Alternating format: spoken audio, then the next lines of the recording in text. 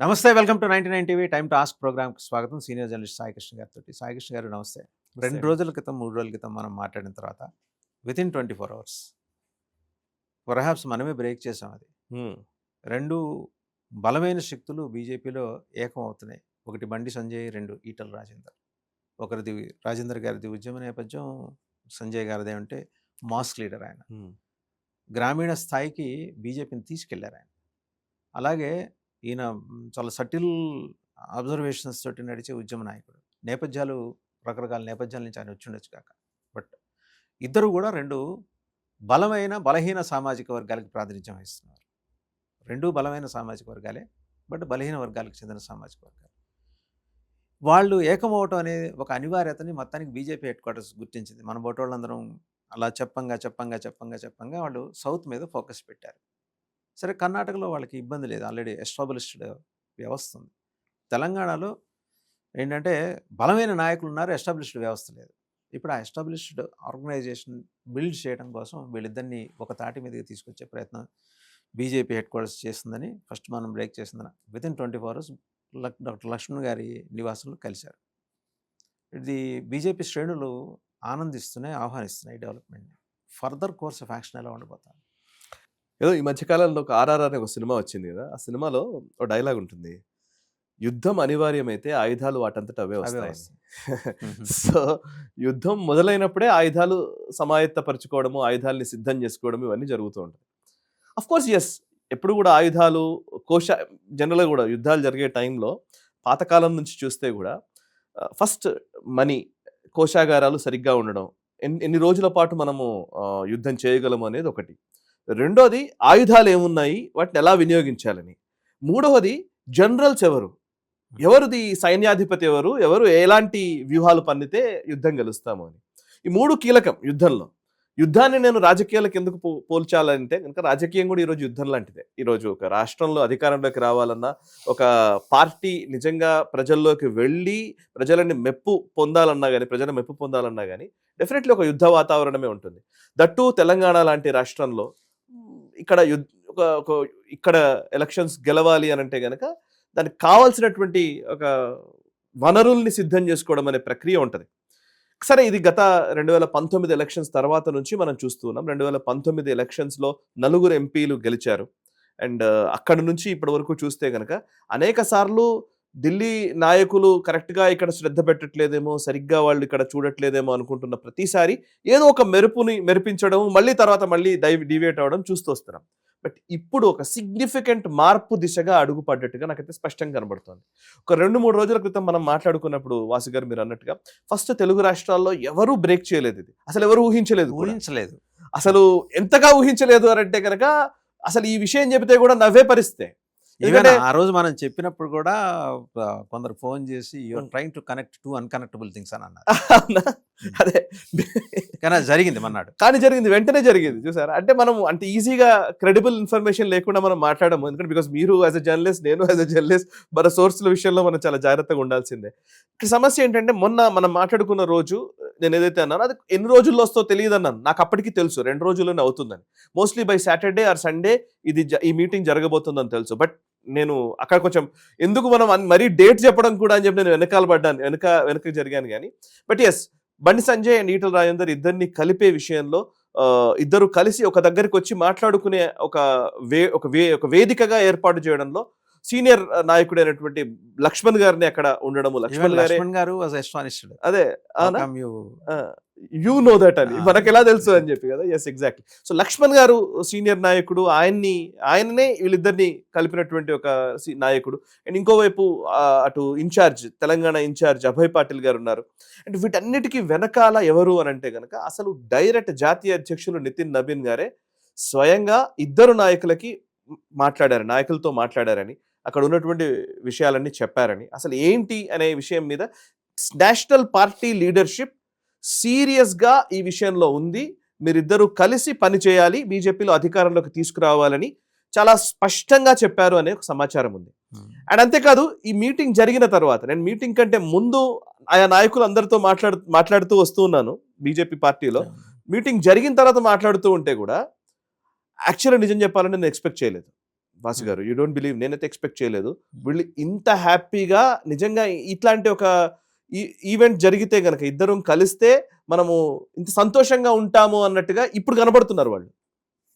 బీజేపీలో శ్రేణులు మాత్రమే కాదు, నాయకులు కూడా చాలా హ్యాపీగా ఉన్నారు. అఫ్ కోర్స్ కొంతమందికి ఇష్టం లేదు ఈ meeting, but as power centres గా వాళ్ళకి ఉన్న ప్రాధాన్యం తగ్గిపోతుంది కదా, భయం ఉంటుంది వాళ్ళకి. ఎస్. సో ఏం జరిగింది ఇప్పుడు, ఏం జరగబోతోంది అనేది మనం డిస్కస్ చేద్దాము. అంటే బండి సంజయ్ నిజంగా మీరు చెప్పినట్టుగా హిందుత్వ ఐకాన్, ఆయన హిందుత్వ విషయంలో నిజంగా ఆయన కన్విక్షన్ చాలా అద్భుతమైన కన్విక్షన్ ఉంటుంది. అందులోనూ మొన్న మధ్యన 2 రోజుల క్రితమే మనం చూసాం, ఒక ఆటో అతను ఏదో ఒక వెనకాల రాశాడు అనే చెప్తే ఆటోను ధ్వంసం చేశారంట. అవును, అసలు ఆటోని చాలా అసలు ఇంత ఆయన జీవనాధారం అది. వెంటనే ఈయన ఆటో కొనిచ్చాడు, ఆ పర్టికులర్ వ్యక్తి దగ్గరికి వెళ్ళి మాట్లాడాడు. అండ్ ఎక్కడైనా సరే హిందుత్వ ఇష్యూస్ ఏదైనా వచ్చాయనంటే కనుక ఇమీడియట్లీ బండి సంజయ్ రంగంలోకి దిగుతారు. It's a fighter on street for Hindutva cause, no doubt about it. And at the same time రాజకీయంగా చూస్తే కూడా ఆయన ఏ విషయమైనా కానీ, ఆయన అధ్యక్షుడిగా ఉన్నప్పుడే పార్టీ నిజంగా చెప్పాలంటే బీజేపీ క్షేత్రస్థాయిలోకి వెళ్ళింది. ప్రతి ఒక్క వ్యక్తి దగ్గరికి బీజేపీ వెళ్ళగలిగింది. బీజేపీ అధికారంలోకి వస్తుందనే ఆలోచన క్రియేట్ అయింది బికాస్ ఆఫ్ బండి సంజయ్ ఆయన ప్రెసిడెంట్గా ఉన్న టైంలోనే జరిగింది. ఇంకోవైపు ఈటల రాజేందర్, మనకు తెలుసు ఈటల రాజేందర్ గారు ఎప్పుడు 20 సంవత్సరాల నుంచి ఈ రాజకీయాల్లో ఉన్నటువంటి వ్యక్తి, ఓటమెరగని నాయకుడు. నిజానికి చెప్పాలంటే ఆయన ఎమ్మెల్యేగా మొన్న ఓడిపోయారు కానీ తర్వాత వెంటనే ఎంపీ గెలిచారు కానీ ఆయన మొదటి నుంచి హుజరాబాద్ నుంచి ప్రాతినిధ్యం వహిస్తున్నటువంటి వ్యక్తి. చాలా కఠినమైనటువంటి ఆంక్షలు ఉన్న టైంలో కూడా రాజశేఖర రెడ్డి గారి పీరియడ్ లో ఆయన గెలిచి వచ్చారు. రాజశేఖర రెడ్డి గారు మెచ్చిన నాయకుడు ఆయన. రాజశేఖర రెడ్డి గారు మెచ్చిన నాయకుడు, అసెంబ్లీలో ఆ స్పీచ్లు ఉండేవి. అండ్ అంతేకాదు రోషయ్య గారి టైంలో అప్పుడు అసలు మొత్తం ప్రభుత్వ ఎకో సిస్టమ్ మొత్తం నిలబడి ఆయనను ఓడించాలని ట్రై చేసి ఆయన గెలిచి వచ్చినాడు. కేసీఆర్ మొత్తం ప్రభుత్వాన్ని మొత్తం మోహరించినా కూడా గెలిచి వచ్చాడు. అట్లాంటి వ్యక్తే ఆయన ఈవెన్ ఆయన తెలంగాణ ఉద్యమ నాయకులకు సంబంధించినటువంటి గొంతుకగా నిలిచినటువంటి సందర్భము. తెలంగాణ ఉద్యమం సమయంలో నాకు ఒక విషయం గుర్తుంది, ఇప్పటికీ నాకు చాలా గుర్తు. అంటే కేసీఆర్ గారు ఆమరణ నిరాహార దీక్ష చేసినప్పుడు దీక్షను భగ్నం చేశారు. అప్పుడు ఒక జ్యూస్ దాగుతున్నట్టుగా ఒక విజువల్ బయటకు వచ్చింది. రాగానే ఉస్మాన్ యూనివర్సిటీలో మళ్ళీ దిష్టి బొమ్మలు దగ్ధమయ్యాయి. కేసీఆర్కి వ్యతిరేకత మొదలైంది. తెలంగాణ ఉద్యమం కోసం నిరాహార దీక్ష చేస్తున్నారన్న వ్యక్తి వెంటనే దీక్షను విరమించాడు అనగానే తెలంగాణ వ్యాప్తంగా మళ్ళీ ఒక నెగటివిటీ ప్రోధి అవుతున్న టైం. ఆ టైంలో ఇదే ఈటల రాజేందర్ గారు, నాకు గుర్తుంది అప్పుడు గజ్వెల్లోనో ఎక్కడో అనుకుంటాను, ఆయన సిద్దిపేటలోనో, ఈయన ఇంకో 2-3 కలిసి గద్దర్ దగ్గరికి వెళ్ళారు. గద్దర్ని కలిశారు. గద్దర్ వచ్చి ఆయన మళ్ళీ తెలంగాణ ఉద్యమం కోసం ఆయన మాట్లాడడం మొదలుపెట్టాడు. కేసీఆర్కి అనుకూలంగా ఆయన మాట్లాడిన స్టేట్మెంట్ నిజంగా ఆ టైంలో ఈటల రాజేందర్ చొరవ అండ్ ఆయన ఎవరైతే ఉద్యమకారులు ఉన్నారో, ఇప్పుడు ఈ ఉద్యమం ఇంపార్టెంట్, అలాంటి టైంలో కేసీఆర్ పట్ల అపప్రద రావడం అనేది కూడా కరెక్ట్ కాదు. సో మొత్తం ఉద్యమమే వీగిపోతుంది. ఇది జరగకుండా ఉండాలంటే కాన్సెన్సస్ బిల్డ్ చేయాలని అనుకొని ఈటల రాజేందరే కాన్సెన్సస్ బిల్డ్ చేయించారు. గద్దర్ మిగతా నాయకులందరితో కలిసి మాట్లాడిన తర్వాత మళ్ళీ అందరూ ఒక జేఏసీ ఫామ్ అవ్వడం, కోదండరామ్ గారు ఈ జేఏసీ ఫామ్ అవ్వడానికి తోడ్పడింది అనమాట. సో అంటే కేసీఆర్ గారి పైన అపప్రద వచ్చినప్పుడు దాన్ని మళ్ళీ కట్ చేయడం కోసం ఈ సెకండ్ లేయర్ లో ఉన్నటువంటి నాయకులందరూ రంగంలోకి దిగి మళ్ళీ ఒక తెలంగాణ వాయిస్ ని బిల్డ్ చేయడంలో అప్పుడు సఫలీకృతులయ్యారు. అందుకే ఆ జేఏసీ ఫామ్ అయ్యే తర్వాత మళ్ళీ ఉద్యమ రూపంలోకి తీసుకొని అదంతా జరిగింది. ఇదేగా సార్ ఆయన నేషనల్ లెవెల్లో ఒకసారి ఈ ఉద్యమానికి రాష్ట్రం ఏర్పడక ముందర అమృత్సర్లోను జలంధర్లోను పెద్ద అన్ని పార్టీలతోటి పెద్ద స్థాయి సమావేశం జరిగినప్పుడు ఈ హ్యాస్ కోఆర్డినేటెడ్ దండి ఎంటైర్ ప్రోగ్రామ్. ఆయన డిజైన్ చేసింది, కోఆర్డినేట్ చేసింది రాజేందర్ గారే. ఢిల్లీ నుంచి మాలాంటి వాళ్ళు వెళ్ళినప్పుడు పాపం కొందరు జర్నలిస్టులకి అకామిడేషన్ లేకపోతే ఆయన రూమ్ ఇచ్చారు. ఆయన రూమ్ ఇచ్చి ఆయన వరండాలో పడుకున్నారు. ఓకే. సో అది అందుకే ఇప్పుడు నేను అనేది ఏంటంటే ఆ టైంలో కూడా ఎప్పుడైతే అంటే నాకు అనిపిస్తుంది ఏంటంటే ఈటల రాజేందర్ గారు ఇవాళ బండి సంజయ్ని కలవడం విషయంలో మనం ఇక్కడ బయట కూర్చొని ఈ పక్క కాకి అటుపక్క వాళ్ళదు, అటుపక్క కాకి ఇటుపక్క వాళ్ళదు అని మనం మాట్లాడుకుంటాం. కానీ రాజకీయాల్లో అంతగా ఏముండదు. ఇద్దరు నాయకులకు కూడా లేదు తెలంగాణలో బీజేపీ అధికారంలోకి రావాలని ఉంటుంది. ఆ అధికారంలోకి వస్తేనే కదా మనం ఏవైనా చేయగలము అనేది ఉంటుంది. బికాస్ ఇద్దరు నాయకులకు ఉంటుంది. అది సమస్య ఏంటంటే ఆ పరిస్థితులు దానికి అనుకూలంగా మార్చబడవు. మధ్యలో ఉన్నటువంటి ఇట్లాంటి ఒక ఇనిషియేషన్ వచ్చినప్పుడు ఆబ్వియస్లీ, ఎందుకంటే తెలంగాణ కేసీఆర్ తో ఉంటూనే కేసీఆర్ కు వ్యతిరేకంగా ఉన్నటువంటి వ్యక్తులను కూడా తెలంగాణ ఉద్యమంలోకి తీసుకురావడంలో కీలక పాత్ర వహించినటువంటి ఈటల రాజేందర్ ఇవాళ బండి సంజయ్ ఎందుకు దూరం చేసుకోవాలనుకుంటాడు? ఈవెన్ బండి సంజయ్ అయినా ఆయన అధికారంలోకి ముఖ్యంగా ఆయన అధ్యక్షుడు కావాలనంటే ఆయన వచ్చిన స్థాయి చూస్తే నిజంగా చెప్పాలంటే ఆయన ఒక కార్పొరేటర్గా గెలిచినటువంటి వ్యక్తి. కార్పొరేటర్ స్థాయి నుంచి వచ్చి ఒక జాతీయ పార్టీకి తెలంగాణ అధ్యక్షుడు అయిన తర్వాత ఆయన ఈ రోజుకి నేను చెప్తున్నాను, బండి సంజయ్ ఏ రోజు కూడా ఒక వ్యక్తిని పేరు పెట్టి ఏదో గదమాయించి మాట్లాడిన సందర్భాలు తక్కువ ఉండవు. అసలు నాకు తెలిసి బయట ఉన్న అంటాడు కావచ్చు, కానీ అన్నానే పిలుస్తాడు. ఈరోజు మీరు కనబడ్డా నేను కనబడ్డాను అన్నానే మాట్లాడతారు. అట్లాంటి వ్యక్తి ఈటలతో ఎందుకంత వైరం పెట్టుకుంటాడు? ఎక్కడో చిన్న ఇష్యూస్ మధ్య ఏవో చిన్న కమ్యూనికేషన్ గ్యాప్స్ ఉండవచ్చు, కమ్యూనికేషన్ గ్యాప్ అండి అంతే. అది సెట్ చేయగలిగితే అయిపోయింది. సో ఇద్దరు both of them are better leaders, good leaders and great leaders, no doubt about it. And ఇద్దరే కాదు, ఇంకా చాలా మంది నాయకులు ఉన్నారు ఇలాగా. మనం ఇద్దరికి మనం పరిమితం అవ్వాల్సిన అవసరం లేదు. కిషన్ రెడ్డి గారు ఒక స్థాయిలో, ఆయన ఒక టైప్ ఆఫ్ నాయకుడు. లక్ష్మణ్ గారు మనం చూడొచ్చు, లక్ష్మణ్ గారు బీజేపీ జాతీయ ఓబీసీ మోర్చా అధ్యక్షులు అయ్యారు. ఆయన పార్లమెంట్ బోర్డు మెంబరు, రాజ్యసభ సభ్యులు, అనేక కమిటీలో ఆయన కీలక పాత్ర వహిస్తున్నాడు. యూనో అసలు బేసికలీ బీజేపీ చాలా మందికి ఇక్కడ తెలుగులో ఎక్కువ మంది దాన్ని అసలు రిపోర్ట్ కూడా చేయలేదు. బీజేపీ జాతీయ అధ్యక్ష నియామకానికి సంబంధించినటువంటి అబ్జర్వర్స్ ఉంటారు కదా, దాన్ని లీడ్ చేసినటువంటి వ్యక్తి లక్ష్మణ్ గారు. జాతీయ అధ్యక్ష నియామకంలో కీలక పాత్ర వహించినటువంటి వ్యక్తి లక్ష్మణ్.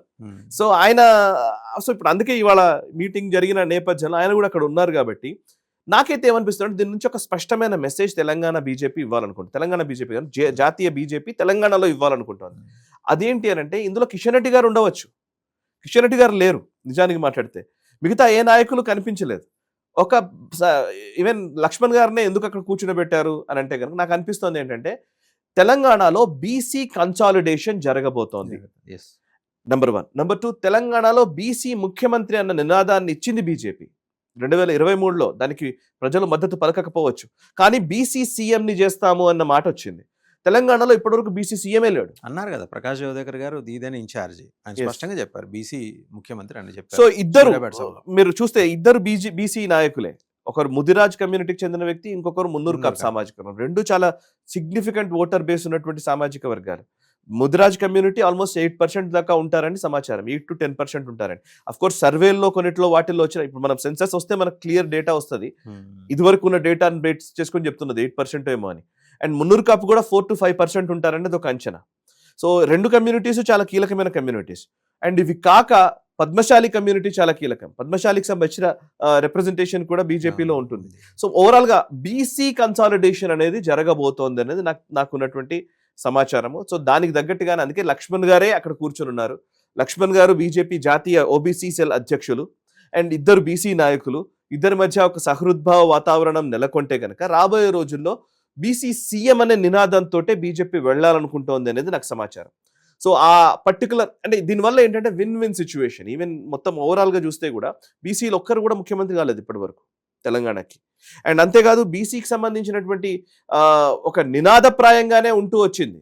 50% పైగా బీసీలు ఉంటారు. అంటే అనధికారిక లెక్కలు 65%. 65% అని. బట్ 50% పైగా ఉన్నటువంటి అత్యధిక జనాభా ఉండి కూడా వాళ్ళ రిప్రజెంటేషన్ లేదు అన్నప్పుడు మేబీ దాన్నే వాళ్ళ అజెండా తీసుకెళ్ళవచ్చు. రిప్రజెంటేషన్ ఉంటుంది, రాజ్యాధికారం ఉంటుందా? కరెక్ట్, రాజ్యాధికారం ఉండట్లేదు. అండ్ మోదీ గారు అక్కడ ప్రధానమంత్రిగా ఉన్నారు కాబట్టి, ఆయన బీసీఏ కాబట్టి ఇక్కడ కూడా బీసీ ముఖ్యమంత్రిని తీసుకొచ్చే ఒక ప్రయత్నం ఉంది కాబట్టి మేబీ ఇది ఒక వర్కబుల్ మోడల్ అని అనుకుంటున్నారేమో. లక్ష్మణ్ గారు సజెషన్స్ ఏమి ఇచ్చారు వాళ్ళిద్దరిని కూర్చోబెట్టినప్పుడు?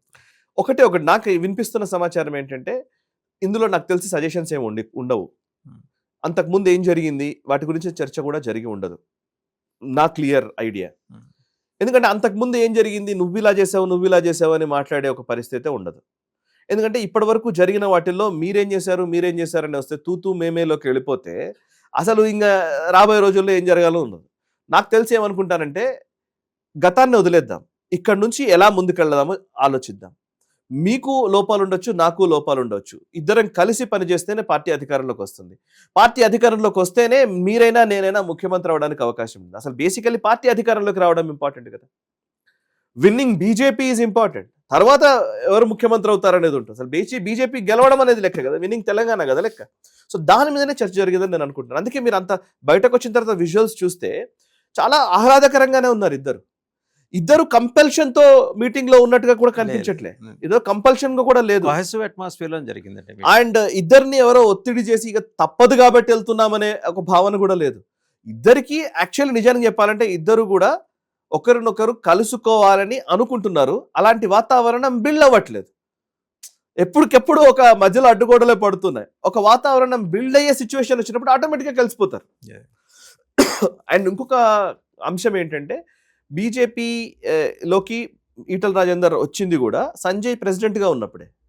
బండి సంజయ్ ప్రెసిడెంట్ గా ఉన్నప్పుడే ఈటల రాజేందర్ బీజేపీలోకి వచ్చారు. అండ్ హుజరాబాద్ ఎన్నికల్లో విజయం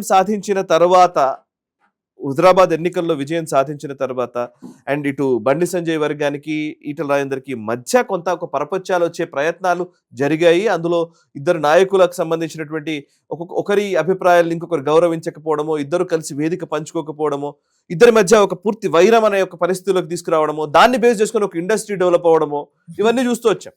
సో ఇప్పుడు అవన్నీ పోయినాయి, ఇవాళ అవుట్ అయిపోయింది అది. సో ఇంకా నెక్స్ట్ స్టెప్ ఉన్నాయి. ఇప్పుడు అయినంత మాత్రం ఇద్దరు కలిసిన తర్వాత అయిపోతుందా అని అంటే అయిపోదు. నెక్స్ట్ స్టెప్స్ ఉన్నాయి. సస్టైన్ చేయాలి దీన్ని.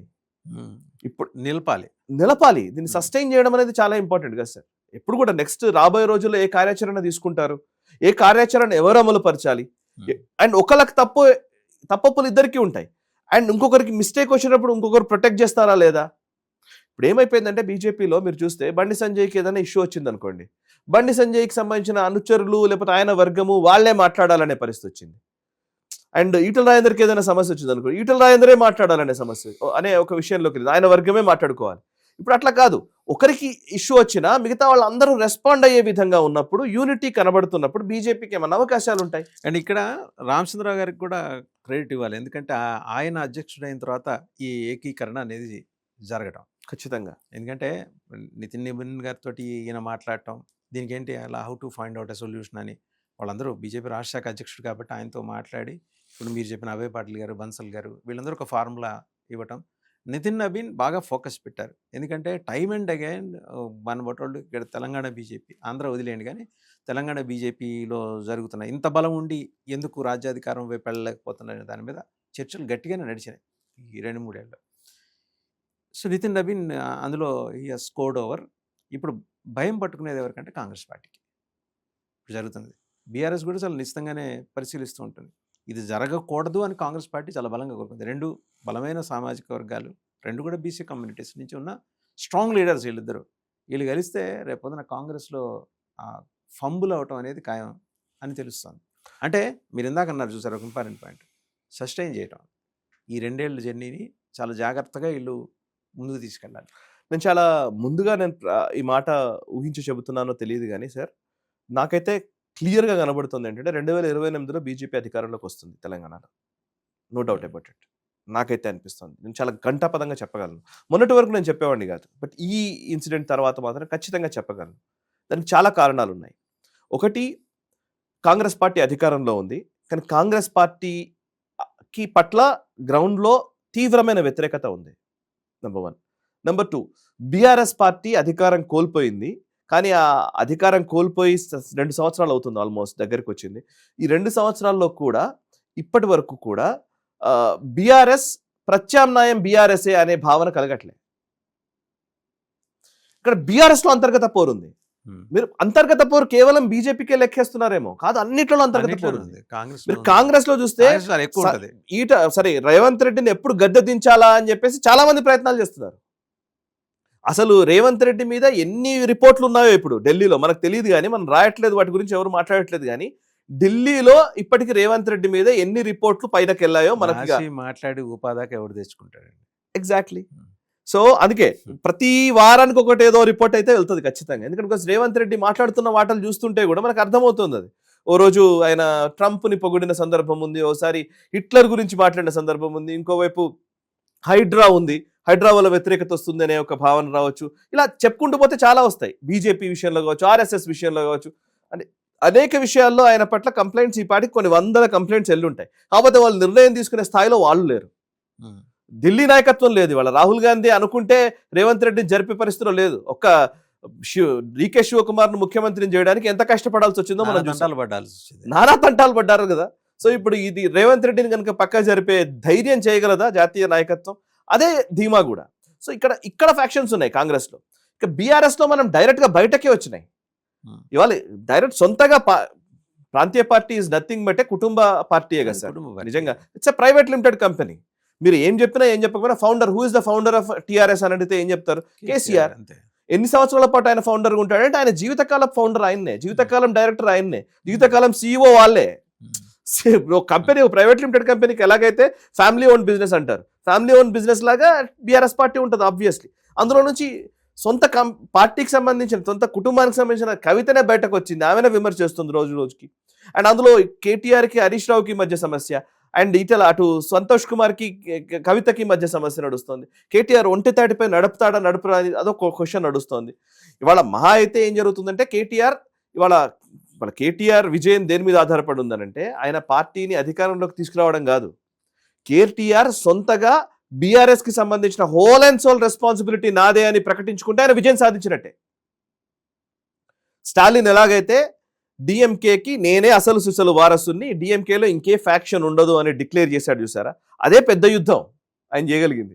కరుణానిధి బతికి ఉన్నప్పుడు కరుణానిధే స్టాలిన్ని నా వారసుడని ప్రకటించి అళగిరి, కనిమొళి వీళ్ళందరూ నొచ్చుకున్నా కూడా పక్కన పెట్టి మొత్తంగా డిఎంకేని పూర్తిగా స్టాలిన్కి అప్పచెప్పాడు కాబట్టి ఆయన నిలదొక్కున్నాడు. అంతే. ఇవాళ కేసీఆర్ అది చేయగలరా? ఎందుకని జంకుతున్నారు ఆయన చేయడానికి? క్వశ్చన్. ఎందుకంటే కేసీఆర్కే భయం ఉండి ఉంటుంది, కేటీఆర్కి పూర్తి పగ్గాలు ఇచ్చిన తర్వాత నా పరిస్థితి ఏంటని. మనం చూసాం అఖిలేష్ యాదవ్ ఏం చేస్తున్నారు, ములాయం సింగ్ యాదవ్ ఎక్కడైనా కనబడుతున్నారా? మీరు చూడండి, సమాజ్వాదీ పార్టీ ములాయం సింగ్ యాదవ్ ఎక్కడైనా కనబడ్డా చాలా రోజుల నుంచి? అంతే. మీరు రాచరికంలో ఎప్పుడు కూడా చూడండి, షాజహాన్ వచ్చిన తర్వాత, Shahjahan is the best example. Aurangzeb వచ్చిన తర్వాత షాజహాన్ ఏమైపోయాడు? హౌస్ అరెస్ట్ అయ్యాడు. ఔరంగజేబ్ చక్రవర్తి అయిన నిమిషంలోనే షాజహాన్ హౌస్ అరెస్ట్ అయిపోయాడు కదా. సో మీరు ఎనీ కుటుంబంలో అలాగే జరుగుతుంది. ఒక వ్యక్తి పదవిలోకి వచ్చాడంటే పదవి ఇంపార్టెంట్ అవుతుంది, మిగతా వాళ్ళందరూ ఇక రిటైర్మెంట్ ప్రకటించాల్సిందే. వాళ్ళ కేసీఆర్ ముఖ్యమంత్రి కాదు, కేటీఆర్ఏ ముఖ్యమంత్రి అని ముఖ్యమంత్రిగా ఆయన కూర్చుని అనుకోండి, కేసీఆర్ రిటైర్మెంట్ తీసేసుకోవాల్సిందే. అఖిలేష్ యాదవ్ లైమ్ లైట్ లోకి వచ్చిన తర్వాత ములాయం సింగ్ యాదవ్ రిటైర్మెంట్ తీసేసుకున్నాడు, అంతే. ఇక దర్ ఇస్ నో అదర్ వేరే ఆప్షన్ లేదు ఇందులో. ఫ్యామిలీ పార్టీస్ అలాగే నడుస్తాయి. ఇప్పుడు ఈవెన్ ఇక్కడ కూడా అదే పరిస్థితి. కేటీఆర్ విజయం ఏంటి? ఇందాక నేను అన్నది అదే, కేటీఆర్ తెలంగాణలో బీఆర్ఎస్ని అధికారంలోకి తీసుకురావడం కంటే బీఆర్ఎస్ హోల్ అండ్ సోల్ నాదే అని ఆయన నిలబెట్టుకోవడమే ఆయన మొదటి విజయం, అదే అసలు విజయం. అది అయిన తర్వాత ముఖ్యమంత్రిగా గెలవడం ఉంటుంది. అంటే he has to win over the confidence. Exactly. అందులో ఫ్యాక్షన్స్ అన్ని కట్ చేయగలగాలి. ఇప్పుడు హరీష్ రావును కూడా నేను ఏది చెప్తే నువ్వు హరీష్ రావును చెయ్యాలి అని చెప్పగలిగే స్థాయి కేటీఆర్ రాగలగాలి. సంతోష్ కుమార్ పాత్రను కట్ చేయగలగాలి. కవితకు అసలు సంబంధం లేదని కేటీఆర్ స్వయంగా మాట్లాడగలగాలి. ఇవన్నీ జగన్ చేశాడు, మీరు చూసారా? జగన్ చేశారు. ఎందుకంటే ఆయనకు తెలుసు మళ్ళీ ఈ పార్టీ నుంచి బయటకు వెళ్ళిన తర్వాత మళ్ళీ 2-3 పవర్ సెంటర్స్ అంటే వర్కౌట్ కాదు. సో ఇక ఇదర్ గుడ్ ఆర్ బ్యాడ్, మంచో చెడో, నేను I have to take this battle అనుకున్నాడు. షర్మిలను కూడా విమర్శించేశాడు, అయిపోయింది. ఇంక నేను వైసీపీ అంటే జగనే అని స్థిరీకరించుకుంటే గానీ నిలబడలేడు. సో ఇప్పుడు కేటీఆర్ కూడా బీఆర్ఎస్ అంటే కేటీఆర్ అనిపించిన రోజు ఆయన విజయం సాధించినట్టు. ఆ బ్యాటిల్ ముఖ్యమా, తెలంగాణ బ్యాటిల్ ముఖ్యమా? సో ఇక్కడ కాంగ్రెస్ లో కూడా చూస్తే రేవంత్ రెడ్డి బ్యాటిల్ ఏంటి? రేవంత్ రెడ్డి ముఖ్యమంత్రి అయిపోయాడు, ఆయన ముఖ్యమంత్రి పదవిని కాపాడుకుంటూ మిగతా వాళ్ళందరూ కట్ అయిపోయి ఆయన ఒంటి చేత్తో అధికారంలోకి తీసుకురాగలిగారు. అది రాజశేఖర రెడ్డి చేయగలిగారు. నిజానికి మాట్లాడితే Rajasekhara Reddy whole and soul చేయగలిగారు. సో రాజశేఖర రెడ్డి లాగా అవ్వడానికి రేవంత్ రెడ్డికి ఆస్కారం ఎంత ఉంది? సో ఇంటర్నల్ పాలిటిక్స్ బీజేపీలో కూడా ఉన్నాయి. నేను ఇక్కడ ఈ రెండింటిని ఎవరు ఫోకస్ చేయట్లేదు, బీజేపీని ఫోకస్ చేస్తూ వచ్చారు. బట్ బీజేపీలో ఉన్న ఇంటర్నల్ రిఫ్ట్ ఈ రోజు ఒక్క దెబ్బతో పోయింది. ఇవాళ బీజేపీకి ఉన్న బలం చెప్తాను నేను. ఎంత బలం ఉంది అని అంటే, బీజేపీకి ఆర్గనైజేషన్ ఉంది, వాళ్ళకు సంఘ క్షేత్రస్థాయి వరకు ఉండేటువంటి సంఘ స్ట్రక్చర్ ఉంటుంది. 2 జాతీయ స్థాయి నాయకుల వ్యూహాలు ఉంటాయి. మనం బెంగాల్ లాంటి దాన్ని ఎలా నావిగేట్ చేశారో చూసాం మనం. అసలు వెస్ట్ బెంగాల్ అసలు ఎవడు అసాధ్యం అనుకుంటారు, అసాధ్యం అన్నదాన్ని సుసాధ్యం చేయగలిగారు. ఒడిశా చేయగలిగారు, నేను అదే అనేది, యూపీ చేయగలిగారు. బెంగాల్ 294 సెగ్మెంట్స్, దాంతో పోలిస్తే తెలంగాణ 120, అంటే సగానికన్నా తక్కువ కదా ఆల్మోస్ట్. ఇక్కడ ఎందుకు ఇప్పటి వరకు ఫోకస్ చేయలేకపోయారు? ఇప్పుడు చేశారు, నేను ఒప్పుకున్నా. ఇప్పటి వరకు ఫోకస్ చేయలేకపోవడానికి గల ప్రధానమైన కారణం ఏంటి అంటే, నేను కొంచెం కార్పొరేట్ స్టైల్లో చెప్తాను వాసు గారు. మనం కూడా కంపెనీలు నడుపుతాం కాబట్టి కంపెనీలు తెలుసు ఎట్లుంటాయి అనేది. ఒక గ్రూప్ ఆఫ్ కంపెనీస్ ఉన్నాయండి, ఒక 10 కంపెనీస్ ఉన్నాయి, 10 బ్రాంచ్లు ఉన్నాయి. అట్లీస్ట్ మనం చెప్దాం, ఒక్కొక్క దగ్గర ఒక బ్రాంచ్ ఉంది. ఒక బ్రాంచ్ అసలు ఏం లాభాలు రావట్లేదు, ఒక దగ్గర బాగా లాభాలు వస్తున్నాయి. మీరు దేని మీద ఫోకస్ చేస్తారు? లాభాలు వచ్చే దాని మీద. ఎనర్జీస్ నేను అనేది అంటే ఫోకస్ చేయడం అంటే నేను లాభాలు రాని దాని మీద కూడా ఫోకస్ చేయాలి, లాభాలు ఎలాగ వస్తున్నాయి కాబట్టి దీన్ని వదిలేయాలి, లాభాలు రాని మీద కదా మనం ఫోకస్ చేయాలనుకుంటాం. కానీ అలా ఉండదు బిజినెస్. ఎందుకంటే బీజేపీ ఎనర్జీ మనకున్న ఎనర్జీని అంటే నేషనల్ లీడర్షిప్ ఎనర్జీ అంటున్నారు. నేషనల్ లీడర్షిప్ లో ఉన్నటువంటి నాయకులు అమిత్ షా కావచ్చు, ఇంకోరు కావచ్చు, వాళ్ళు ఎనర్జీ ఎక్కడైతే ఫోకస్ చేస్తే ఇక్కడ పెరుగుతుంది అనుకుంటారో అక్కడ ఫోకస్ చేస్తారు. ఎక్కడైతే ఫోకస్ చేసినా పెరగదు అనుకుంటారో అక్కడ మినిమలైజ్ చేస్తారు. అంటే ఫోకస్ చేయడం అంటే అర్థం ఏంటి? వాళ్ళ టైంని కేటాయించడం. వాళ్ళు ఇక్కడికి రావడం కదా లెక్క. మీరు తెలంగాణ మీద మనం ఫోకస్ చేయలేదు అనుకోండి, మీరు ఆంధ్రప్రదేశ్ని తెలంగాణని కంపేర్ చేయండి. తెలంగాణలో జస్ట్ దాంతోనే అర్థమైపోతుంది వాళ్ళు ఫోకస్ ఎంత చేస్తున్నారని. 2019 నుంచి 2024 మధ్య బీజేపీ కేంద్ర నాయకులు, ఆయా రాష్ట్రాల ముఖ్యమంత్రులు, సీనియర్ నాయకులు అందరూ కూడా తెలంగాణకి ఎంతమంది వచ్చారు, ఆంధ్రాకి ఎంతమంది వచ్చారు? తెలంగాణకి ఈక్వల్ టు వెస్ట్ బెంగాల్ వచ్చారండి. 100% చెప్పగలను నేను. ఎందుకంటే అటు దేవేంద్ర ఫడ్నవీస్ కావచ్చు, అటు యోగి ఆదిత్యనాథ్ కావచ్చు, ఇటు అన్నామలై ఉన్నప్పుడు అన్నామలై కావచ్చు, అండ్ మీరు యు నేమ్ పర్సన్ అందరూ వచ్చారు ఇక్కడ. అందరినీ రెగ్యులర్ గా ప్రతి నెల ప్రతి వారం బండి సంజయ్ పాదయాత్ర నిర్వహిస్తున్నారంటే సెంట్రల్ లీడర్షిప్ మొత్తం దిగింది ఇక్కడ. అండ్ మీరు అబ్జర్వ్ చేస్తే ప్రతి వారం ఒక కేంద్ర నాయకుడు వచ్చారు. జిహెచ్ఎంసీ ఎలక్షన్స్ జరుగుతూ ఉంటే మీరు నమ్మరు, అహ్మదాబాద్ మేయర్ ని తీసుకొచ్చి ఇక్కడ కూర్చుండబెట్టారు. మీరు జిహెచ్ఎంసీ ఎలక్షన్స్ లో తేజస్వి సూర్యాని తీసుకొచ్చి కన్నడ ఓటర్లు ఎక్కడ ఉన్నారో అక్కడ ప్రచారం చేయించారు. కేరళ నుంచి రాజీవ్ చంద్రశేఖర్ లేకపోతే ఇంకా ఆర్ఎస్ఎస్ సంబంధించిన నాయకులు తీసుకొచ్చి మలయాళం ఓటర్లు ఎక్కడ ఉన్నారో అక్కడ ప్రచారం చేయించారు. మహారాష్ట్ర దేవేంద్ర ఫడ్నవీస్ తీసుకొచ్చి ఈ జనరల్ బజార్ ఇక్కడ ప్రాంతాల్లో మరాఠాలు ఉంటారు ఎక్కువగా, ఆ ప్రాంతాల్లో ప్రచారం చేయించారు. జిహెచ్ఎంసీ ఎలక్షన్స్ 1 కోటి మంది ఓటర్లు ఉన్న 1 కోటి మంది జనాభా ఉన్నటువంటి జిహెచ్ఎంసీ కోసం జాతీయ నాయకులు అందరూ వచ్చేసారు. వాళ్ళు ఫోకస్ చేయలేదని చెప్పడానికి లేదు, ఫోకస్ చేస్తూనే వచ్చారు. కాకపోతే ఏమైందంటే ఇక్కడ ఫలితం రాకపోవడానికి కారణం ఏంటంటే ఈ ఇంటర్నల్ రిఫ్ట్స్.